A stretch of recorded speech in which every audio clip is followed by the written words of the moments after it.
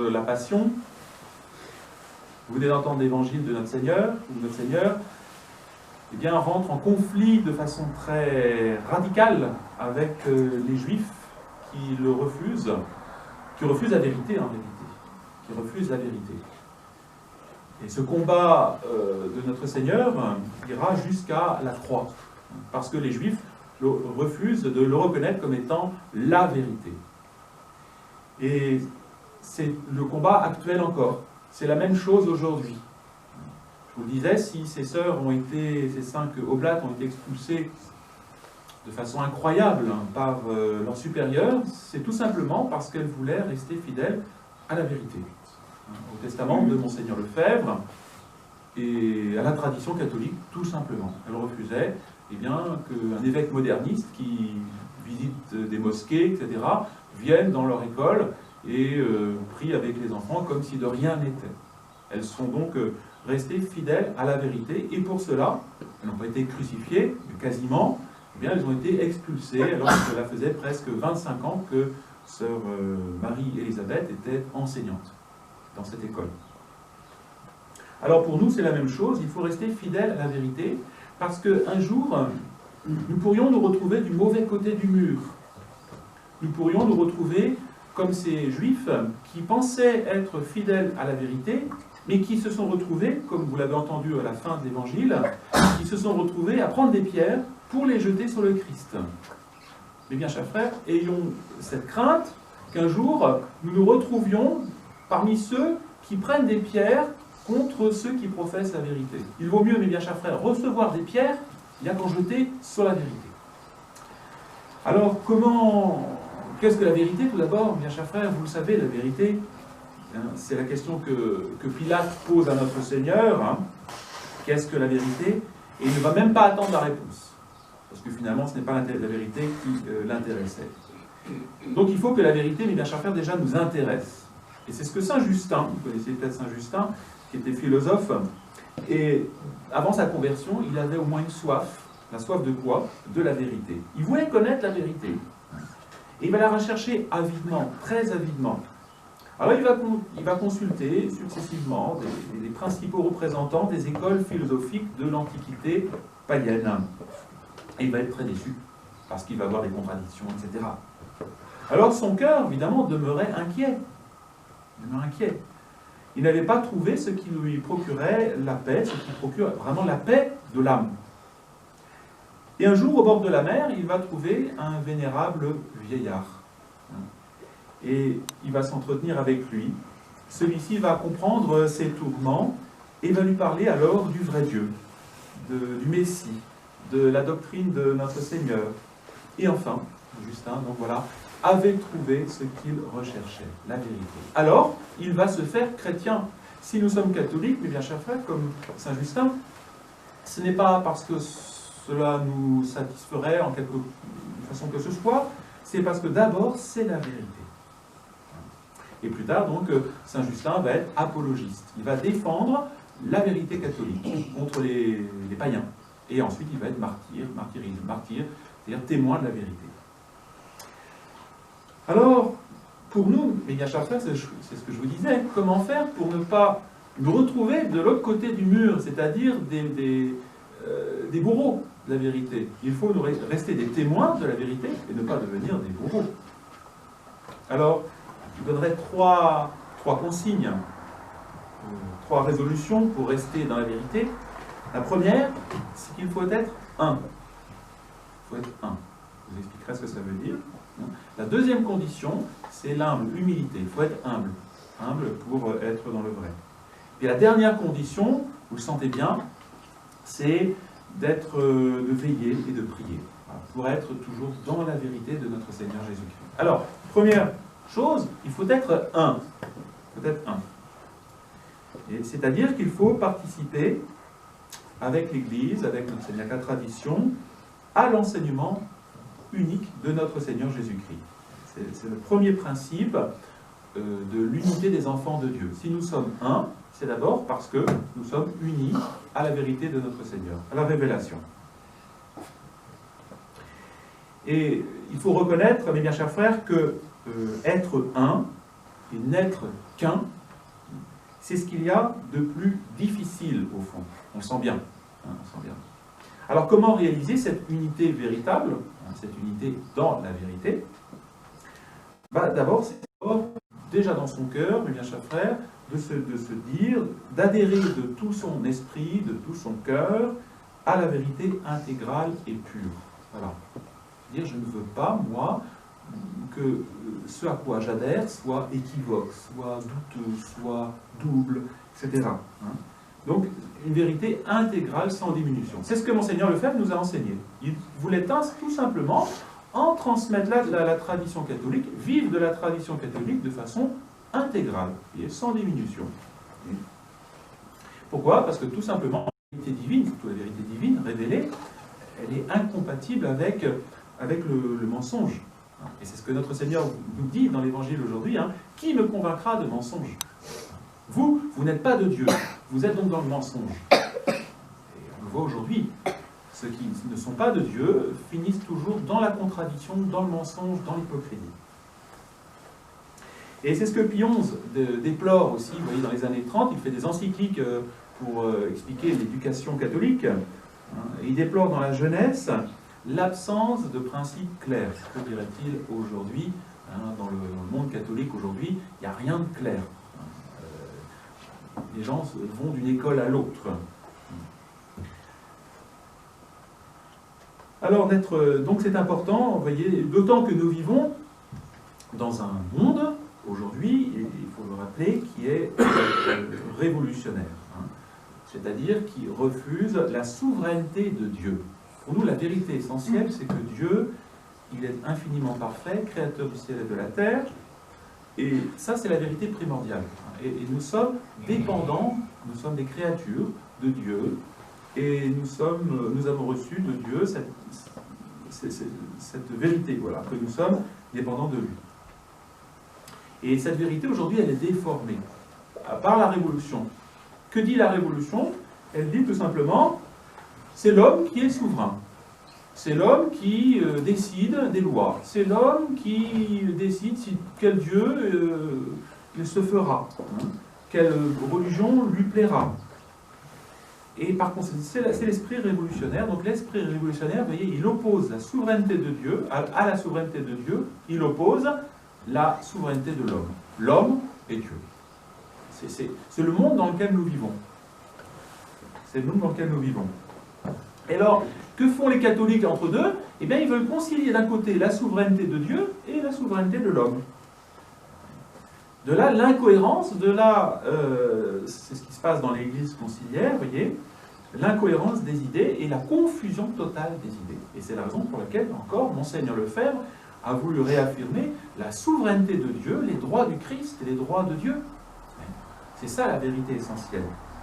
Alors, ayons ce soin jaloux, vous voyez, hein, de ne pas nous laisser entraîner à cette nouvelle idéologie, hein, où l'homme, finalement, serait quand même quelque chose de très grand, la dignité de l'homme, la grandeur de l'homme. Non. Hein. Se rappeler que ce que disait le cardinal Pie, l'homme n'a que deux droits. Hein. Vous pouvez dire, oui, l'homme a des droits, oui, oui, hein, celui de mourir et celui d'aller en enfer. Voilà les deux droits de l'homme. Alors, c'est ça, vous voyez, être un dans cette vérité, déjà, essentielle aujourd'hui. Il faut rappeler ça. Deuxième chose, pour être un, c'est mettre en accord parfait nos convictions avec notre vie. Hein. Sinon, l'unité, elle est rompue. On devient double. On est catholique dans la chapelle, on est très pieux, on dit son chapelet, mais dans le monde, eh bien, on est du monde. Il y a contradiction. Alors l'unité, d'abord, il faut qu'il se fasse dans notre âme, en nous. Hein. Le chrétien, le catholique, il est un quand déjà son corps, ses sens sont soumis à son esprit. Hein. Et que l'esprit est soumis au Verbe de Dieu, à notre Seigneur. C'est pour ça que nous sommes un. Et il est un aussi quand il va conformer sa vie, il va se conformer sa vie privée, domestique, sa vie sociale, sa vie publique, eh bien, à la loi de notre Seigneur. Voilà, il reste un. Il est toujours le même, qu'il soit dans sa maison, dans sa petite chambre, dans sa voiture. Il est toujours le Fils de notre Seigneur Jésus-Christ. Et c'est cela qui va attirer, c'est ça qui va nous rendre missionnaires. Si nous sommes chrétiens à la chapelle et que nous sommes païens dans le monde, il est évident que nous ne serons pas missionnaires, nous n'allons pas rayonner. Et c'est ce qui faisait le rayonnement des premiers chrétiens, c'était leur affirmation, même par la parole aussi, de la vérité catholique, de la vérité qui sauve. Ça fâchait les uns, mais ça convertissait les autres. Alors aujourd'hui, mes bien chers frères, soyons témoins de la vérité, pas seulement par notre tenue vestimentaire, mais aussi par nos paroles. Tout simplement, défendons la tradition catholique là où nous sommes. Et puis, je dirais qu'il faut être un aussi, encore d'une autre façon, et vous comprenez que c'est difficile, notre pureté d'intention. Il faut que nous cherchions toujours le bon Dieu dans ce que nous faisons. Est-ce que ça fait plaisir au bon Dieu ce que je vais faire? Est-ce que ça va? Est-ce que c'est sa gloire? Cherchez donc, ordonnez tout vers la gloire de notre Seigneur. Être heureux en plus de travailler pour sa gloire. C'est là l'unité parfaite. Nous serons véritablement un. Et si au contraire, nous cherchons à faire les choses pour être vus, pour être appréciés, pour être quelqu'un de sympa, etc., et non plus pour plaire à notre Seigneur qui sonde les cœurs, Dieu qui voit les cœurs, Dieu qui voit nos dispositions, eh bien, ne pourra pas nous bénir. L'acte que nous posons, il sera plus ou moins vicié. Peut-être pas complètement mauvais, mais un peu vicié. Alors, méfions-nous, voyez, de ce levain du pharisaïsme. Qu'est-ce que c'est que le pharisaïsme? Ce sont des gens qui, extérieurement, observent la loi catholique, mais qui, intérieurement, ont d'autres intentions. Alors voilà, donc premier point, donc être un. Deuxième condition pour rester dans la vérité, deuxième conseil, c'est l'humilité. Dieu a orgueil. Dieu, pardon, a en abomination l'orgueil. Il le punit très sévèrement. Vous voyez comment il a puni Lucifer. Et le diable n'est pas demeuré dans la vérité. Pourquoi il n'est pas demeuré dans la vérité? Il a oublié justement qu'il était une créature de Dieu. Il a oublié son néant. Et c'est ça l'humilité. Monseigneur Lefebvre le disait souvent, cultivons l'humilité. Et l'humilité, ce n'est pas se dire je ne suis rien du tout, je suis minable. Non, l'humilité, c'est tout simplement d'être à sa place de créature, de reconnaître que Dieu est notre créateur, notre sauveur, être à sa place. Être à sa place. Alors, cette place dans la vie sociale, dans la vie familiale, etc. Mais être à sa place. Surtout par rapport au bon Dieu, sinon nous serons comme Lucifer, qui n'a pas voulu rester à sa place de créature. Alors, méfions-nous, justement, confions-nous en Dieu, maudit, nous dit l'Écriture, maudit soit l'homme qui se confie en l'homme, et dont le cœur se retire du Seigneur. Nous nous retournerons en poussière si nous ne sommes pas dépendants radicalement de Dieu. Rappelons-nous cette phrase de l'Écriture par rapport à Lucifer, il n'est pas resté dans la vérité, simplement parce qu'il n'est pas resté dépendant de Dieu. Et c'est ce que Monseigneur Lefebvre rappelait aux séminaristes sans cesse, sur l'humilité. L'humilité, c'est la dépendance de Dieu. On est vraiment dépendant de Dieu, dans notre corps, dans notre âme, dans notre volonté, tout dépend du bon Dieu. Et la révolution dans laquelle nous vivons, ce monde révolutionnaire, qu'est-ce que c'est? C'est essentiellement c'est une doctrine, la doctrine d'une révolte. La Révolution française, le mécanisme révolutionnaire que nous connaissons, que nous subissons, c'est d'abord avant tout une révolte satanique.